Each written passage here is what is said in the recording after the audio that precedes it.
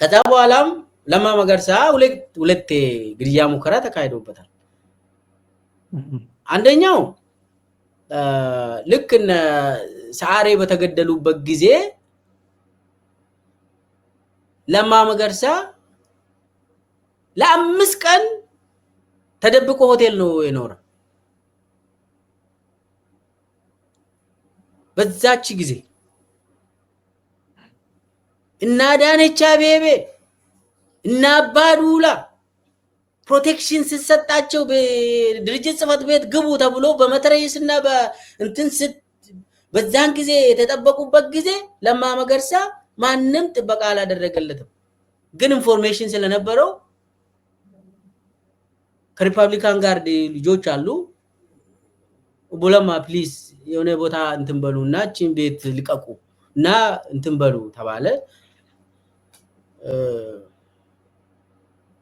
የሆነች ደሳሳ የሆነች ሆቴል ውስጥ ለ5 ቀን እንትኑ እስከሚሆን ድረስ የታሰበው በአንድ ቀን ነበር ይሄን ሁላ ኦፕሬሽን ማለት ነው።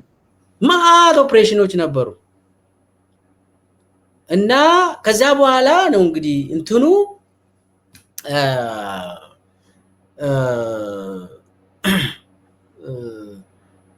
ማታ ማታ እሱ ሆቴል ተደብቆ ነው የሚያድረው። አንዱ እሱ ነው። ሁለተኛ ደግሞ በግልጽ ለመግደል እሱ ነው። የሁሉ የትግራይ ጦርነት ዝግጅት አካል ነው። የትግራይ ጦርነትን የሚቃወሙ አመራሮች ሊጠፉ ነው እና ለማ ከኦሮሚያም ጉዳይ ስላለው ለማ እንዲጠፋ እናም የትግራይ ጦርነትም ዝግጅት አካል ሆኖ የኦሮሚያም ዝግጅት አካል ሆኖ ነው ለማን የሚታጠፋው እና ለማ ሁለተኛው በግልጽ ይቃወም ነበር። ለማ በግልጽ ይቃወም ነበር የትግራይ ጦርነት። ታዲያስ ይኮ የታወቀ ነው። ጀነራል ፍስሐ ያውቃል አሁን የትግራይ ጸጥታ የሚታወቅ ነገር ነው። እነሱ ይተዋወቃሉ ሰዎቹ እና ጀነራል ፍስሐ ራሱ ብዙ በዛን ጊዜ ምስጥሮች የሚያውቁ ይመስለኛል። ስለለማም ስለገዱም የሚያውቁት ነገር ይኖራል። ብዙ ነገር ሁለቱም ላይ የታሰበው ነገር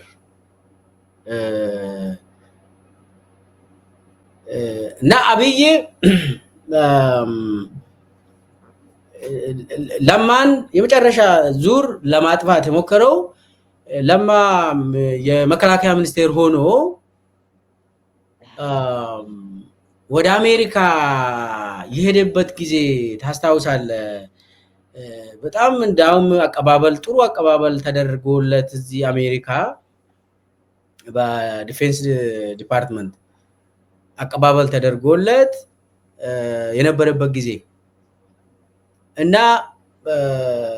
በዛን ጊዜ ኦሬዲ ሰዓሬ ኦሬዲ ሞቷል። አሁን የሚቀረው ለማና ሌሎቹ ናቸው።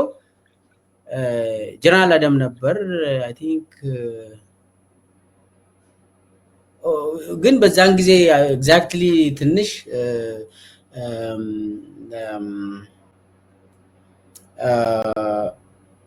አይ ቲንክ ጀነራል አደም ነበር ወደ አሜሪካ እየሄዱ ነው። ብዙ ጀነራሎቹን ይዞ ወደ አሜሪካ እየሄደ ነበር ለማ ማስታወሰው ኤርፖርት ቦሌ ኤርፖርት ላይ ለደንበላሽ ገብረ ሚካኤል የደህንነት ኃላፊ በነበሩበት ጊዜ የኤርፖርት ደህንነት ሰዎች ግርግር እንዲፈጥሩና በግርግሩ ጊዜ ለማሹት እንዲደረግ ታስበው